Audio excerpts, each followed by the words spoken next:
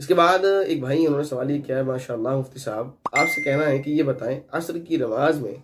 पहली रकात छूट जाए और बाद में भी पांचवी रकात के लिए उठ गए और रकात पूरी कर ली, तहियात में याद आया, तो फिर क्या करें? सजदा सहव करना पड़ेगा या दोबारा नमाज पढ़नी पड़ेगी, बताएं।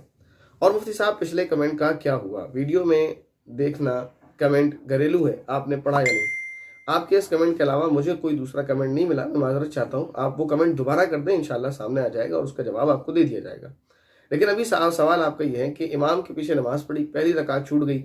जो इमाम की दूसरी रकात थी उसमें आप शरीक हुए, इमाम के साथ आपने 3 रकातें मुकम्मल कर ली, उसके बाद आपने अपनी चौथी रकात भी पढ़ ली और पांचवी रकात भी पढ़ ली। तो पांचवी रकात में आपने तहियात में बैठने के बाद याद आया कि ये तो पांचवी रकात है, तो आप सजदे सहव करें या नमाज दोबारा पढ़ें। तो इस पर सवाल यह है